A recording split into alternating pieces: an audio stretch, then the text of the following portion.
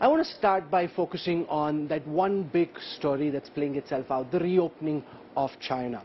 And we're seeing, because of the fact that China has suddenly reopened its economy, commodity prices are booming, the Chinese economy seems to be on an uptick. I want to start by asking Martin Wolf whether you think that this is temporary, just because they've opened up after being shut for so long. And given how COVID is spreading across mainland China, how do you see things in China at this moment?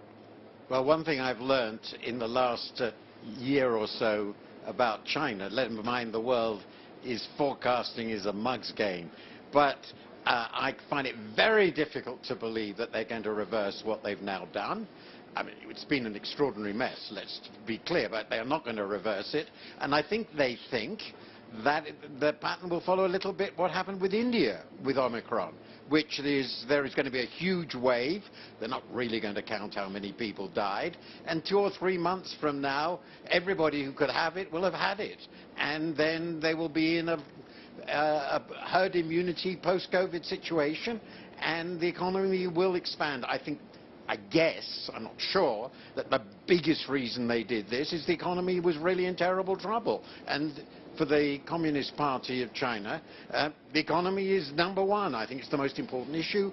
And that then links to your other point. Yes, I think this will have a big effect on the Chinese economy and a big effect on the world economy when it reopens for the first time, after all, for 3 years. Gideon Rahman, Xi Jinping had to encounter protests of a kind that the Chinese state hadn't seen, not since Tiananmen. Some argue that the protests were even bigger than Tiananmen.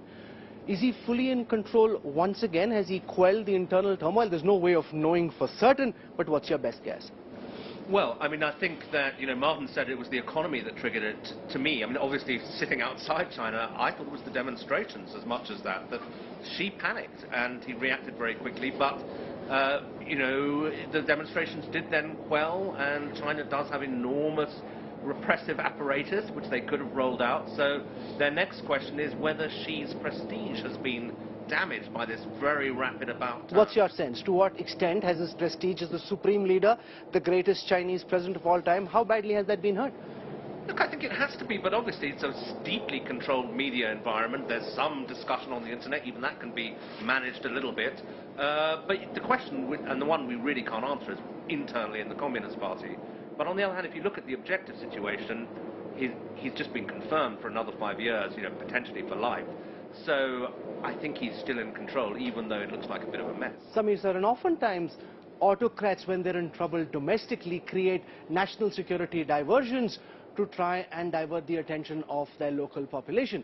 Is that a concern for India, given that this is the year of the G20? Xi could potentially be coming to India in September, but you've got very recently the Indian Army and the PLA square off in Tawang in Arunachal Pradesh. Look, Rahul, because Xi plans to come, I am worried. Every time he came, he has brought his army with him. So if you look back in history, he visits India and you have an action on the borders. And this is not once, this is twice. Sure. Right? So coming to India should be, anyways, we should be on our guard because he doesn't come alone. Xi Jinping has a habit of bringing trouble with him. And we should be, on alert.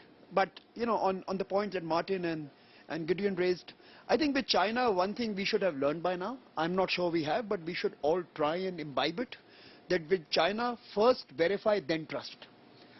I think the notion is absolutely on its head. Don't believe any news that comes out of China, even if it is on Western liberal media.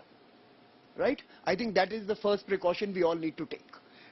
They know how to ride borrow the boat to cross the seas, and right now most media in the Western world is compromised.